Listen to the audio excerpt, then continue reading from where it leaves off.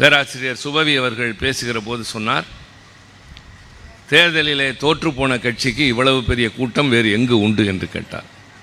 மன்னிக்கவும், இது தோற்றுப்போன கட்சி அல்ல. ஆட்சி கட்டளைத்தான் நாம் இழந்திருக்கிறோமே தவிர மக்களிடம் நாம் தோற்று போகவில்லை என்பது என் அன்பான கருத்து. 1.5 கோடி பேர் நமக்கு வாக்களித்திருக்கின்றார்கள். நம்மை எதிர்த்து இன்றைக்கு ஆட்சியில் அமர்ந்திருக்கிறவர் நம்மை விட வெறும் 17 லட்சம் வாக்குகள் தான் அதிகம் பெற்றிருக்கிறார். பெரிய அலை அடித்தது என்றோ, அவர் பால் மக்கள் கூட்டமே சென்று விட்டது என்றோ, இளைஞர்கள் திரண்டு நிற்கின்றார்கள் என்று சொல்வதோ நம்மை நாமே ஏமாற்றிக் கொள்வது. என்றால் அவர் 150 இடங்களில் வெற்றி பெற்றிருக்க வேண்டும். பெரும்பான்மை கூட தராமல் வெறும் 107 இடங்கள் மட்டுமே தந்த தமிழ்நாடு இது என்பதை தயவு செய்து மறந்து விடாதீர்கள். தேர்தல் தோல்வி என்பது நமக்கு ஒன்றும் புதிதல்ல, நமக்கு ரொம்பவும் பழக்கமானது தான். என்னுடைய முழு நேர அரசியல் பிரவேசம் என்பது கழகம் ஆட்சியை இழந்து அவசர நிலை சந்தித்த போதுதான். எப்படி நம்முடைய இந்து ராம் அவர்கள் பல்கலைக்கழகத்தில் படிக்கிற காலத்திலிருந்து இடதுசாரி கொள்கைகளில் பற்று கொண்டிருந்தாரோ, அதை போல எனக்கு இள வயதிலிருந்து கழகத்தின் கொள்கைகள் மீது பற்று கொண்டவன். ஆனால் முழு நேரமாக என்னுடைய ஐஏஎஸ் கனவை எல்லாம் தூக்கி தூர எறிந்துவிட்டு இந்த இயக்கத்தையும் இந்த தலைவருக்கு பின்னால் தான் நடக்க வேண்டும் என்று முடிவெடுத்த காலம் கழகம் சோதனையை சந்தித்து கொண்டிருந்த அவசர நிலை காலம். அந்த காலகட்டத்தில் கழகம் ஆட்சி இழந்திருந்தது. இன்றைய கழகத்தின் தலைவர் தளபதி அண்ணன் மு.க. ஸ்டாலின் அவர்களும் என்னை போன்றவர்களும் ஓராண்டு காலம் சிறையில் இருந்தோம். கழகத்தோடர்கள் அலைக்கழிக்கப்பட்டார்கள். கலைஞர் தனித்து விடப்பட்டார். நெருப்பாற்றிலே நீந்துகின்ற மெழுகுவர்த்தி மனிதன் என்று அவர் எழுதிய கடிதங்கள். பல பேர் விலகிச் சென்ற போது கோழைகள் விலகட்டும், வீரர்கள் தொடரட்டும் என்று உணர்ச்சியூட்டிய தலைவர். இரங்கல் கூட்டங்களிலும் பிறந்த நாள் விழா கூட்டங்களிலும் திருமண மேடைகளிலும் அரசியல் வளர்த்த செம்மல் அவர். அந்த காலகட்டத்திற்கு பின்னால் நடைபெற்ற தேர்தலில் ஜனநாயகத்திற்காக ஒரு ஆட்சியையே பறிகொடுத்த இயக்கம் தேர்தலில் தோற்று போனது. கலங்கவில்லை. சரியாக 2 மாதங்களில் இந்திரா காந்திக்கு கருப்பு கொடி காட்டிய கட்சி திராவிட முன்னேற்ற கழகம், மறந்து விடாதீர்கள். அடுத்து எம்ஜிஆர் ஆட்சியை எதிர்த்து போராட்ட களம் கண்டு சிறைச்சாலைக்கு சென்றதும் 6 மாதத்திற்குள்ளாகத்தான். ஆக தேர்தல் தோல்வி என்பது நம்மை துவளச் செய்தது இல்லை. 1996ஆம் ஆண்டு பொற்கால ஆட்சி நடத்தினோம். இலவச அரிசி கொடுத்தோம், இலவச தொலைக்காட்சி கொடுத்தோம், விவசாயிகள் கடனை தள்ளுபடி செய்தோம், மாணவர்களுக்கு பேருந்திலே பயணம் செய்வதற்கு பஸ் பாஸ் கொடுத்தோம். அடுத்த தேர்தலில் தோற்று போனோம். இதெல்லாம் இயற்கை. நான் இன்னும் ஒரு சரியான உதாரணம் சொல்ல வேண்டுமென்றால், நம்முடைய மேடையில் இருக்கிற பெருந்தகைகள், எதிரே இருக்கிற எல்லோருக்கும் சேர்த்து சொல்வேன், 2வது உலக மகா யுத்தம் நடைபெறுகின்ற போது ஜெர்மன் நாட்டின் ஹிட்லரும்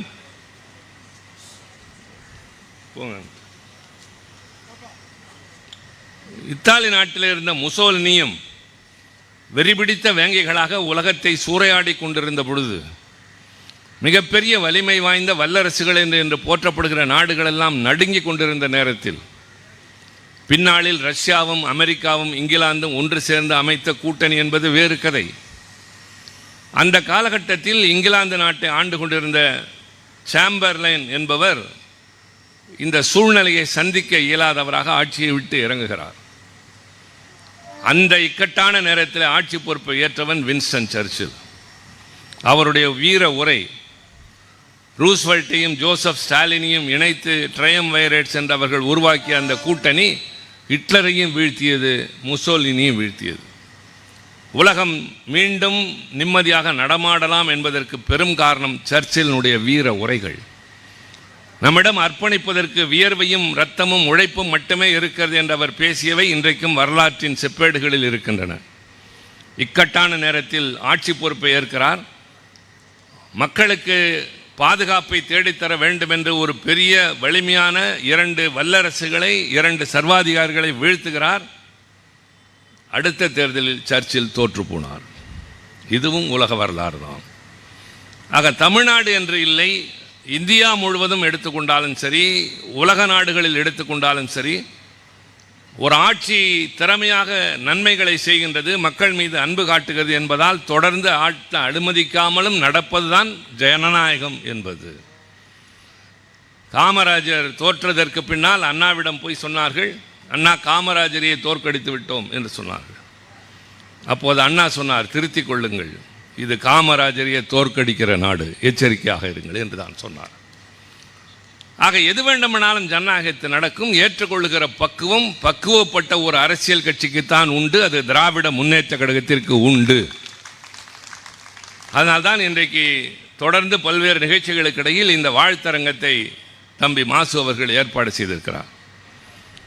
தேர்தலுக்கு பின்னால் நான் கலந்து கொள்கின்ற முதல் கூட்டமாக இது அமைந்திருப்பது எனக்கும் மகிழ்ச்சியை தருகிறது. சைதை தேரடி இந்த பகுதி வாழ் மக்கள், உங்களுக்கு இயக்கத்தின் மீது இருக்கிற பற்று எல்லாம் தெரியும். ஆனால் தேர்தல் முடிவு வேறாக இருந்தது.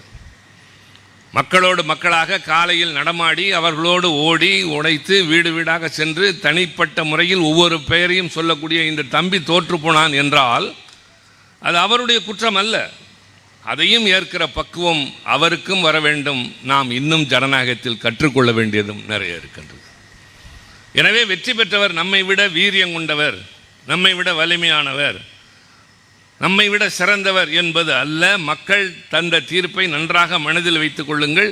தட்டு தடுமாறி அங்கே இங்கே ஆள் சேர்த்து ஆட்சி நடத்த வேண்டிய நிலையில்தான் அவர்கள் இருக்கிறாரே தவிர அள்ளி கொடுக்கவில்லை, மறந்து விடாது. நம்மையும் முற்றிலுமாக கைவிடவில்லை. 1.5 கோடி மக்கள் நமக்கு வாக்களித்திருக்கிறார்.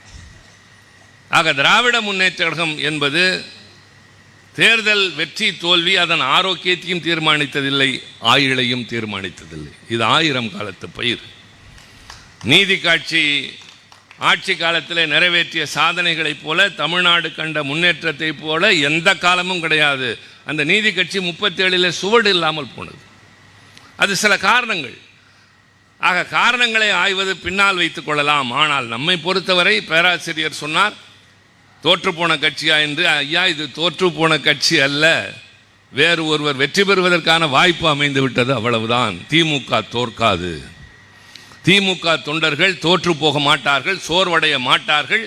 மாசு நடத்துகிற இந்த கூட்டம் அதற்கு ஒரு உதாரணம். நீங்கள் எல்லாம் வந்து பேசி நானும் பேசுகிறேன் என்பது மற்றும் ஒரு உதாரணம். ஒரு கட்சி ஆட்சியில் இருந்தால்தான் நமக்கு மரியாதையா? இல்லை. எதிர்கட்சியாக இருக்கிற போது நமக்கு இருக்கிற வேகமும் வீரியமும் வேறு எந்த அரசியல் கட்சிக்கும் இந்திய நாட்டில் கிடையாது என்பது தெரியும். முதுகில் குத்துகிற துரோகிகளையும் தெரியும், சிரித்து கொண்டே பேசுகிற ஏமாற்றுகிறவர்களையும் தெரியும், உடன் வந்து கொண்டே திடீரென்று காணாமல் போகிறவர்களையும் தெரியும். எல்லாவற்றையும் ஏற்றுக்கொண்டு தொடர்ந்து நடந்து செல்லுகிற அந்த வலிமையும் பக்குவமும், இதன் மூலமாகத்தான் இயக்கம் வளர்த்தோம், இயக்கம் காத்தோம். எதிர்காலத்தில் இயக்கத்தை மீட்டெடுக்கப் போவதும் இந்த மேடைகளால் தான், உங்களால் தான். மறந்து விடாதீர்கள். கலைஞரை பொறுத்தவரை என்னென்னவோ நிறைய பேசினார்கள். இன்னும் நிறைய பரிமாணங்கள் இருக்கின்றன அவருக்கு. அவர் ஒரு பத்திரிகையாளர் என்று ஒரு பத்திரிகையாளர் கோணத்தில் நின்று இன்று ராம் பேசினார். அவர் ஒரு தலைமுறையின் தலைவர் என்று நக்கீரன் கோபால், சுயமரியாதைக்காரர் என்று அவருக்கே உரிய கருப்பு சட்டைக்காரர் பேசிவிட்டு போனார். நான் போராளி என்று பேச வந்திருக்கிறேன். இது பட்டிமன்றம் அல்ல. ஆனாலும் சொல்வேன், கலைஞருடைய மற்ற பரிமாணங்கள் எல்லாம் அவருக்கு புகழ் சேர்த்தது. ஆனால் கலைஞருக்கான அடையாளம் அவர் ஒரு போராளி என்பதுதான். கடைசி நிமிடம் வரை போராளியாகத்தான் இருந்தார். என் போன்றவர்களை மாணவ பருவத்திலே கலைஞர் கவர்ந்ததற்கு காரணமே அவருடைய வீரமிக்க பேச்சுக்களும் அவருடைய செய்கைகளும் அவருடைய செயல்களும் தான். முதலமைச்சர் என்பதால் அவரிடம் நெருங்கவில்லை. மாறாக முதலமைச்சர் பதவி இழந்ததற்கு பின்னால் போராடிய கலைஞரை பார்த்து இவருக்கு போன்றவருக்கு பின்னால் தான் நிற்க வேண்டும் முழுமையாக என்று எல்லாவற்றையும் தூக்கி எறிந்து விட்டு வந்த ஒரு பெரும் கூட்டம் என் வயதை சார்ந்தவர்களுக்கு உண்டு. இன்றைக்கு நாங்கள் இளைஞர்களுக்கு வழிகாட்டுகின்ற அல்லது வழிநடத்துகிற அடுத்த தலைமுறையாக உயர்ந்து விட்டோம், வயதின் காரணமாக, அனுபவத்தின் காரணமாக. ஆனால் என்ன காரணத்திற்காக வந்தோம் என்றதனால்தான் இன்னமும் 50 ஆண்டு காலமாக எங்களுடைய இந்த பயணம் தொய்வில்லாமல் தொடர்கின்றது. அதுதான் எங்களோடு இருப்பவர்களுக்கும் இருக்கின்றது. இதை உணர்வை தந்தது கலைஞர் என்ற போராளி. கள்ளக்குடி போராட்டத்திலிருந்து ஆரம்பிக்கலாம், இந்திய எதிர்ப்பு போர்க்களத்தை எடுத்துக்கொள்ளலாம், மாணவர்கள் தான் அந்த போராட்டத்தை வெற்றி பெற செய்தார்கள். அதன் விளைவாகத்தான் 67 ஆட்சி மலர்ந்தது. ஆனால் அந்த மாணவர்கள் அப்படி உத்வேகம் பெறுவதற்கு காரணமாக இருந்தவர் கலைஞர். ஆட்சிக்கு அண்ணா வந்தவுடன் மாணவர்கள் போராட்டம் இந்தியை எதிர்த்து நடக்கிற போது நான் வேதனையோடு நினைவு கூற விரும்புகிறேன். இதெல்லாம் வரலாற்றில் மறைக்க முடியாத பக்கங்கள். அண்ணா போய் ஒரு கல்லூரியில் பேசுகிறார். அவருடைய தொண்டை விம்முகிறது. தண்ணீர் வேண்டும் என்று கேட்கிறார். தண்ணீரை கொண்டு போய் கொடுக்கிற போது அதில் இருக்கிற வேறொரு கட்சியை சார்ந்த மாணவன் அதை தட்டிவிட்டான். யாருக்காவது தெரியுமா? நினைவு இருக்கிறதா தெரிந்தவர்களுக்கு?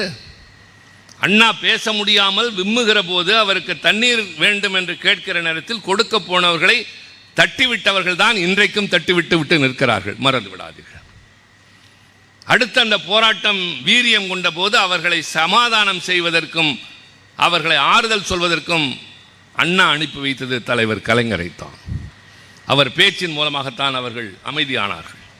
அன்று அண்ணா சொன்னார், என்னை நம்புங்கள், நான் மொழி போராட்டத்தை மையமாக வைத்துதான் ஆட்சிக்கு வந்தேன், நான் மறுக்கவில்லை. பல்வேறு கோரிக்கைகள் கொள்கைகள் இருக்கலாம், என்னை நம்புங்கள் என்று சொன்னதற்கு பின்னால் தான் 68ஆம் ஆண்டு இருமொழி கொள்கை என்பதை அண்ணா நடைமுறைக்கு கொண்டு வருகின்றார். இந்தி என்பது தமிழகத்தில் எந்நாளும் இல்லை என்று அவர் உருவாக்கிய அந்த சட்டம், அதை நிறைவேற்றுகிற போது அண்ணா அழகாக பேசுகிறார். தம்பிமார்களை தெரிந்து கொள்ளுங்கள், எதிர்காலத்தில் இந்த இயக்கத்தை காப்பாற்றப் போகிறார்கள் என்று உங்களை சொன்னேன். நீங்களெல்லாம் நாளைக்கு சட்டமன்ற உறுப்பினர்களாக, அமைச்சர்களாக, நாடாளுமன்ற உறுப்பினர்களாக, மேயர்களாக வாருவீர்கள் என்று சொல்ல நான் இங்கே வரவில்லை. நாளை இந்த இயக்கத்தை காப்பாற்றப் போகிற சிப்பாய்கள் என்ற உணர்வோடு தான் பேசுகிறேன். அதில் அண்ணா பேசுகிற போது சொன்னார், இனி தமிழ்நாட்டில் இருமொழி கொள்கை தான், இந்தி என்பதற்கு இடமில்லை, பாடத்திட்டங்களில் அது இருக்காது. அடுத்து சொல்கிறார், நன்றாக குறித்து கொள்ளுங்கள், அண்ணா அன்பானவர், அண்ணா மென்மையானவர், ஆனால் வேறு ஒரு முகமும் இருந்தது. அதுதான் அவரை அவ்வளவு பெரிய தலைவராக உயர்த்தியது. அவர் பேசுகிறார், ஆட்சி மொழி தொடர்பாக மத்திய அரசு நிறைவேற்றிய தீர்மானங்கள் அத்தனையும் இந்த மன்றம் நிராகரிக்கிறது. சட்டப்பேரவைக்கு இருக்கிற சான்றாண்மையை, சாவர்னிட்டி அண்ணா நிலைநிறுத்துகிறார். மத்திய அரசு ஆட்சி மொழி தொடர்பாக நிறைவேற்றிய தீர்மானங்களை இந்த மன்றம் நிராகரிக்கிறது. தேசிய மாணவர் படை என்சிசி என்று ஒன்று இந்த மாநிலத்தில் இருக்கிறது. அதில் உத்தரவுகள் இந்தியிலே தான் பிறப்பிக்கப்படுகின்றன. இன்றைக்கு இந்த மன்றம் தீர்மானிக்கிறது, இனிமேல் என்சிசி அமைப்பில் ஆங்கிலத்தில் தான் உத்தரவுகள் இருக்க வேண்டும், இந்தியில் இருக்கக்கூடாது. அடுத்தபடி போய் சொல்கிறார், ஒருவேளை மத்திய அரசு அதற்கு எதிர்ப்பு தெரிவிக்குமேயானால், ஏற்றுக்கொள்ள மாட்டேன் என்று சொல்லுமேயானால், நான் அறிவிக்கிறேன், தமிழ்நாட்டின் முதலமைச்சர், தமிழ்நாட்டில் தேசிய மாணவர் படை கலைக்கப்படும் என்றார். யாரை பார்த்து? அண்ணா அந்த நேரத்திலே தட்டிவிட்ட மாணவர்கள் மீது கோபப்படவில்லை, ஆனால் ஏற்றுக்கொண்ட கடமையில் அதை ஆட்சி மொழியாக கொண்டு வருகிறார். பின்னர் கலைஞர் அதை தொடர்ந்து தொய்வின்றி எடுத்து சென்றார். நம்முடைய இன்றைய தலைவரும் அதைத்தான் தொடர்ந்து செய்தார். ஆக இப்படியெல்லாம் பார்ப்பீர்களானால் இந்த தலைவர்கள் எல்லாம் அடையாளம் காணப்பட்டதோ மக்களால் ஏற்றுக்கொள்ளப்பட்டதோ ஆட்சி பொறுப்பில் இருந்த காலத்திலே அல்ல. எதிர்க்கட்சியாக இருந்தபோது, ஆளுங்கட்சியாக இருக்கிற போதும் கொள்கையிலே வழுவாமல் இருந்தது. நிறைவேற்றிய திட்டங்கள் எல்லாம் எதை சொல்லி நாம் வளர்ந்தோமோ, எதை சொல்லி மக்களை மாற்ற வேண்டுமோ, சமுதாயத்தில் ஏற்றத்தை கொண்டு வர வேண்டுமோ அதை நடைமுறைப்படுத்த வேண்டும் என்று தான் செய்தோம். இது அரசியல் கட்சியாக மாறியதற்கே அதுதான் காரணம். வெறும் சீர்திருத்த இயக்கமாக இருந்திருக்குமேனால் என்றைக்கோ அடையாளம் தெரியாமல் போயிருக்கும், எத்தனையோ கட்சிகளில் ஒன்றாக. ஆனால் காரல் மார்க்ஸ் சொன்ன வரிசையிலே அண்ணாவும் சொன்னார், எந்த வர்க்கத்தின் கையிலே அதிகாரம் இருக்கிறதோ அவர்களுக்காகத்தான் அந்த அதிகாரம் செயல்படும். உழைக்கின்ற வர்க்கத்திற்கு வர வேண்டும் என்று மார்க்ஸ் சொன்னார், ஒடுக்கப்பட்டவனின் கரத்திற்கு வர வேண்டும் என்று அண்ணா சொன்னார். அதற்கு நமக்கு ஆட்சியும் அதிகாரமும் வேண்டும் என்ற காரணத்தினால்தான் தேர்தல் களத்தில் நுழைந்தோம். தேர்தல் களத்திலே வாய்ப்பு கிடைத்த போதெல்லாம், ஆட்சி பொறுப்பில் அமர்ந்த போதெல்லாம் சட்டங்களை கொண்டு வந்தோம். இல்லாத நேரத்தில் துவண்டு போகவும் இல்லை, கிடைத்த நேரத்தில் மருண்டு போய் வெகுண்டு போய் மற்றவர்களைப் போல பேசவும் இல்லை, நடந்து கொள்ளவும் இல்லை. ஆக கலைஞர் முதலமைச்சராக இருக்கிற போதும் வீரனாக இருந்த காரணத்தால் தான், போராளியாக இருந்த காரணத்தால் தான் அவசர நிலையை எதிர்த்தார். நன்றாக நினைவிலே கொள்ளுங்கள், 1971 முதலாக திராவிட முன்னேற்ற கழகம் காங்கிரஸ் கட்சியோடு கூட்டணி அமைக்கிறது, இந்திரா காந்தி அம்மையாரோடு. அது எதற்காக என்றால் மன்னர் மானியத்தை ஒழித்தார், வங்கிகளை தேசிய உடைமையாக்கினார், முற்போக்கு திட்டங்களை செயல்படுத்துகிறார் என்பதற்காக கூட்டணி அமைக்கிறோம். இதுவரை வேறு எவரும் பெறாத அளவிற்கு 184 இடங்களில் தமிழ்நாட்டில் ஆட்சி பொறுப்பை பெற்றோம். நாடாளுமன்றத்தில் பெரும்பான்மை நமக்கு, மீதி அவர்களுக்கு. இப்படி ஆட்சி நடக்கிற போதுதான் இதே ஜூன் மாதம் 25ஆம் தேதி 1975 இந்திரா காந்தி அம்மையாருக்கு எதிராக வந்த தேர்தல் தொடர்பான இன்றைக்கு அப்பாவுக்கு தீர்ப்பு வந்திருக்கிறது. எத்தனை ஆண்டுகள் கழித்து? 10 ஆண்டுகள். ஒரு மனிதன் தேர்தலில் செல்லாது என்று போட்டியிட்டு என்னை இப்படி தோற்கடித்தார்கள் என்று தொடங்கிய அந்த வழக்கு 10 ஆண்டுகளுக்கு பின்னால் இன்றைக்குத்தான் தீர்ப்பு வந்திருக்கிறது. ஆனால் அன்றைக்கு இந்திரா காந்தியின் வழக்கை விசாரித்தவர்கள் அவருடைய தேர்தல் செல்லாது என்று அறிவித்தவுடன் ரொம்பவும் நாகரிகமாக இறங்கி வெளிவிடவில்லை, மாறாக அவசர நிலையை கொண்டு வருகிறார். அவசர நிலை என்றால் என்ன? உரிமைகள் பறிக்கப்படும். அது அரசியல் சட்டம் தருகின்ற ஒரு உரிமைதான். அடிப்படை உரிமைகள் பறிக்கப்படும். நான் கைது செய்யப்பட்டேன். நான் கல்லூரியிலே படிக்கிற காலத்தில் என் வகுப்பிலே என்னை தேடி போலீசார் வருகிறார்கள். முதல்வர் அவர்களை தன்னுடைய அறையிலே உட்கார வைத்து விட்டு எனக்கு ஒரு ஆள் அனுப்புகிறார். போலீஸ் வந்திருக்கிறது, வகுப்பு நடக்கிறது, தொந்தரவு செய்ய வேண்டாம் என்று உட்கார வைத்திருக்கிறேன், சிவாவை அப்படியே ஓடிப்போக சொல் என்று சொல்கிறார். ஆக முதல்வருடைய உதவியினால் அன்று நான் நகர்ந்தேனே தவிர 15 நாட்கள் கழித்து நான் கைதானேன். அந்த நேரத்தில் என்னை கைது செய்து விட்டார்கள், நான் சிறையில் இருக்கிறேன் என்று என் தாயாரால் பக்கத்து வீட்டில் போய் சொல்ல முடியாது. என் நண்பர்களிடம் போய் ஒரு கடிதம் எழுதி கொடுங்கள், அவன் தனிமையில் தவிக்கிறான், உங்களோடு சுற்றியவன் என்ற போது ஒரு கடிதம் கூட எழுதி தராத நண்பர்களும் எங்களுக்கு இருந்தார்கள். உறவினர்கள் ஒருவர் கூட வந்து எட்டி பார்த்தது இல்லை. நானும் அது குறித்து கவலைப்பட்டதில்லை. 21 வயது அங்கிருந்த மூத்தவர்களை, முன்னோடிகளை பார்த்து பார்த்து உரமேறியவனாக, உற்சாகமடைந்தவனாக இருந்தேனே தவிர ஒரு நாளும் கலங்கவில்லை. காரணம், கலைஞரை பற்றி அங்கே பேசிக்கொண்டே இருந்தோம். சிறைக்குள்ளே கருத்தரங்குகள் நடத்தினோம். பல்வேறு நிகழ்வுகளை பகிர்ந்து கொண்ட போது இவர்களைப் போல் நாமும் ஆக வேண்டும் என்றுதான் எனக்கு தோன்றியதை தவிர எப்போது திறந்து விடுவான், ஓடலாம் என்ற முடிவெடுக்கவில்லை. விடுதலையாகி வெளியே வந்தபோது தொடர்ந்து என் கல்விக்கு பின்னால் நான் கண்ட கனவு IAS, அதை நோக்கி செல்வதா அல்லது கலைஞருக்கு பின்னால் செல்வதா என்ற கேள்வி எழுந்தபோது அந்த வயதில் சிறைவாசலில் முடிவெடுத்தேன். நாடு, மக்கள், ஜனநாயகம் காப்பாற்றப்பட வேண்டும் என்றால் நம் வாழ்க்கை இனி கலைஞருக்கு பின்னால் என்று முடிவெடுத்தோம். தொடர்கிறது அந்த பயணம். அது என்ன காரணத்தினால்? அந்த நேரத்தில் அவர் போராடிய அந்த உணர்வு. அதனால் தான் நான் கள்ளக்குடி போராட்டத்தை விவரிக்கவில்லை. இந்திய எதிர்ப்பு போராட்டத்தை பற்றி பேசினால் அதை பற்றி எவ்வளவோ நேரம் பேசலாம். அவசர நிலை காலத்திலே அவருடைய அந்த போராட்ட உணர்வு, அதற்கு பின்னால் நிறைய நடந்தது. தம்பி மாசுவுக்கு நினைப்பு இருக்கும்.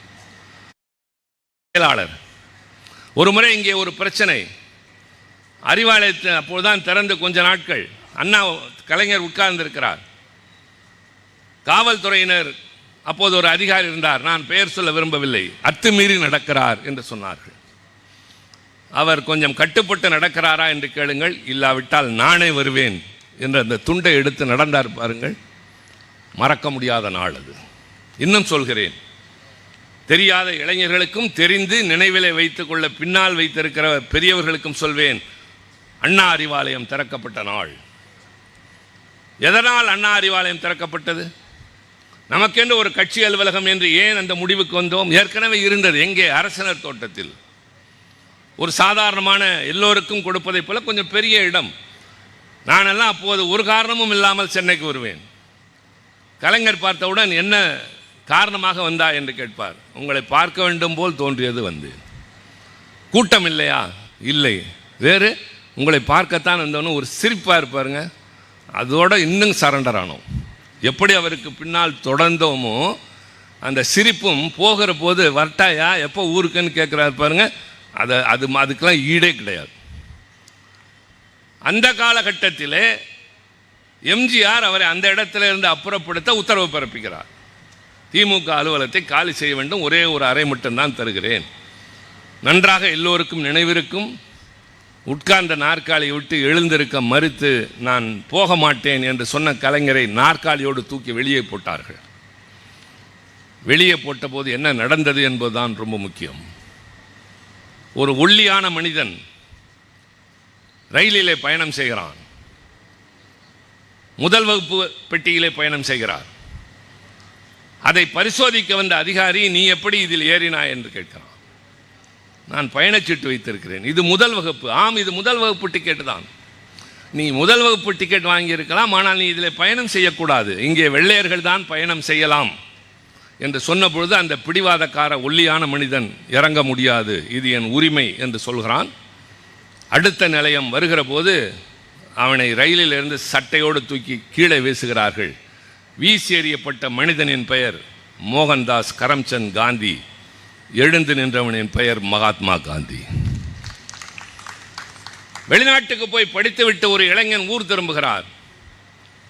ஊருக்கு திரும்புகிற போது வண்டியிலே போகிறார். கோட்டு சூட்டு அணிந்திருக்கிறார். பரவாயில்லை தம்பி, நம்ம ஊர் இளைஞர்கள் எல்லாம் இவ்வளவு பிடித்து விட்டீர்களே, ரொம்ப மகிழ்ச்சி என்று வந்திக்காரன் உற்சாகமாக பேசுகிறான். பின்னர் யார் வீட்டுக்கு போக வேண்டும் என்கிறான். இந்த ஊரில் பண்ணையார் இருக்கிறார் அல்லவா? ஓ, அவர் வீட்டுக்கு வந்தீர்களா? இல்லை, அவர் வீட்டில் வேலை செய்கிறவனின் பிள்ளை நான். வண்டியை நிறுத்தி கீழே இறங்கு என்கிறான். ஏன்? நான் வாடகை தருகிறேன். நீ வாடகை தரலாம், ஆனால் அப்படிப்பட்ட குடும்பத்தில் பிறந்த பிள்ளைகளை நான் வண்டியில் ஏற்றுவது இல்லை. இறங்க மறுக்கிறார். மாட்டை அவிழ்த்து விட்டு குடை சாய்க்கிறான். கீழே உருண்டு விழுகிறார். விழுந்த மனிதனின் பெயர் பீமா ராவ். எழுந்து நின்ற மனிதனின் பெயர் அண்ணல் அம்பேத்கர். நாற்காலியோடு தூக்கி வெளியே வீசப்பட்ட கலைஞர் கண்ட கனவு எழுந்து நிற்கிற போது சொன்னார், இதுவரை இந்தியாவில் தமிழகத்தில் யாருக்கும் இல்லாத ஒரு கட்சி அலுவலகத்தை கட்டி காட்டுகிறேன் என்று கட்டியதான் அண்ணா அறிவாலயம். ஊர் ஊராக போனார், கையேந்தினார், கூட்டம் பேசினார், காசு கேட்டார். நன்றாக கொஞ்சம் போய் முரசொலியை படியுங்கள், அறிவாலயத்தில் இருக்கிற நூலகத்திலே படியுங்கள். 84, 85 காலகட்டங்களில் அறிவாலயத்திற்கு பணம் தந்தவர்கள் பெயர் இருக்கும். ஒவ்வொரு பெயருக்கும் பின்னால் 2 ரூபா, 3 ரூபா, 5 ரூபா என்றெல்லாம் இருக்கு. இந்த கட்சியில் இருக்கிற பாமரன், வண்டி இழுக்கிறவன், மூட்டை சுமக்கிறவன் அப்போது உயர்ந்தார் தலைவர். சில பேரை பற்றிய பிம்பங்கள் தொலைவில் இருக்கிற போது நம் மனதில் உருவாகும். அது திரைப்படத்தை சார்ந்தவர்களாக இருக்கலாம், அரசியல் தலைவர்களாக இருக்கலாம். பார்க்கிற போது மனதில் ஒரு பிம்பம் உருவாகும். ஆனால் நெருங்குகிற போது அந்த பிம்பம் ஒன்று கலையும் அல்லது கரையும். ஆனால் நாளுக்கு நாள் பிம்பம் கூடிய ஒரே தலைவன் கலைஞர் மட்டும்தான். ஜெயலலிதாவை எதிர்த்து ஒரு போராட்டம் நடத்துகிறேன் என்று நான் மாணவரணி செயலாளர் போய் மாடியில் சொன்னேன். எதிர்பார்த்தது எனக்கு அவர் அனுமதி தருவார் என்று. வேண்டாம் என்றார். இல்லையா, மாணவர்கள் நிறைய இருக்கிறார்கள் என்றேன். அதனால் தான் வேண்டாம் என்கிறேன்.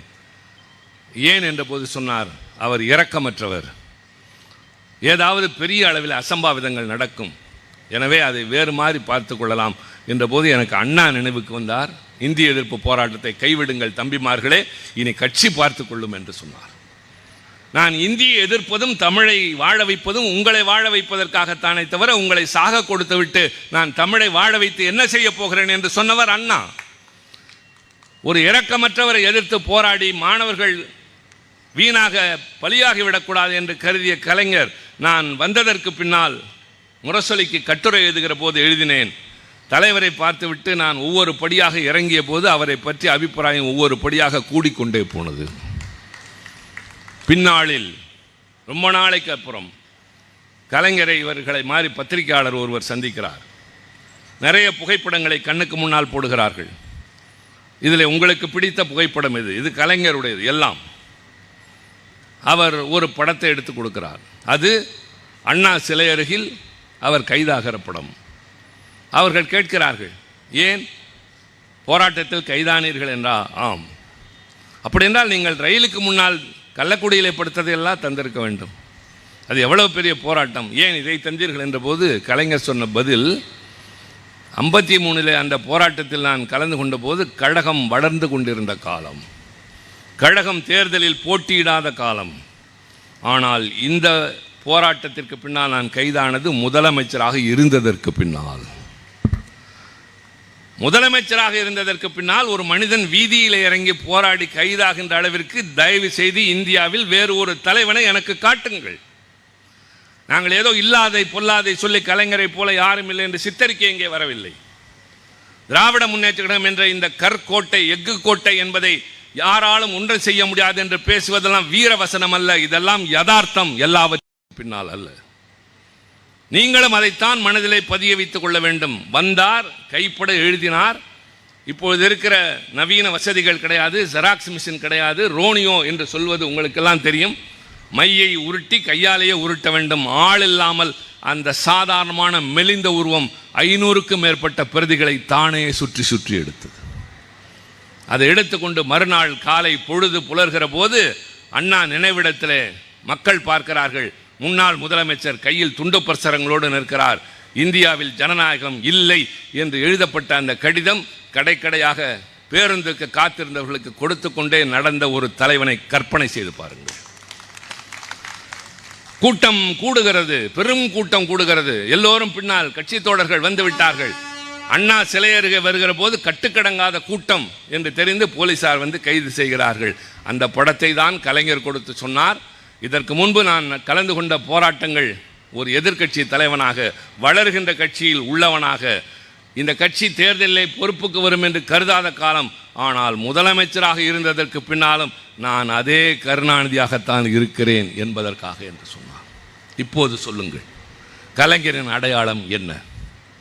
எழுத்தாளர், பேச்சாளர், திரைக்கதை வசனகர்த்தா, கவிஞர், அடுக்கிக் கொண்டே போகலாம். ஆனால் அவர் போராளி என்பதுதான் உறுதியான ஒன்று.